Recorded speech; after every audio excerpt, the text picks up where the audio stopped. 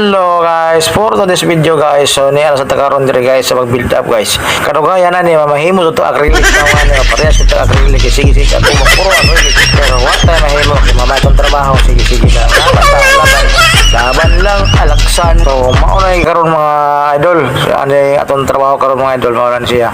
So na-build up na nato siya idol ato yang isuwayan pasiga. So no siga man siya sa ato pa dili brown out makabayad siya kuryente. So mao na siya idol karon na dire dapita ato na ni siya ato siya i-prepare for silyado. So silyado na siya kay ano mabasa bulol para dili siya masudlan og tubig kay outdoor na siya naagid ni sa gawas na pa jud sa kasanan sa tubig. So mao na ni siya dire dapita ato na ni siya preparasyon padong dito sa finishing touches. So kung mo kung na may plano magpabuhat PM lang PM sa Iron Ads PM buhay installer fabricator. So mao na ni naabot na rin dapita sa finishing touches. So na mao kini atong trabaho karon.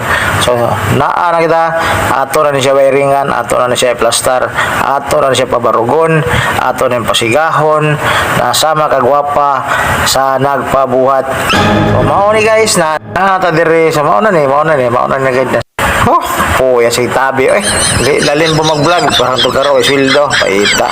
Oy daddy mates unsa naman sila ra may makasapyan kami tawag kani unsa ni kapoy. So mao na bitaw ni mga idol. So nauna ni atong trabaho ni barog na siya na bracket nakabarog na nakapintura ang likod ang backing itom limpyo kayo limpyo sa naong sa nagbuhat. Oh my God.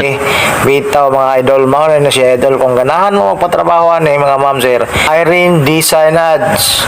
O siyempre sa mabuhat ani buhay installer fabricator garantisado pulido at higit sa lahat maaasahan.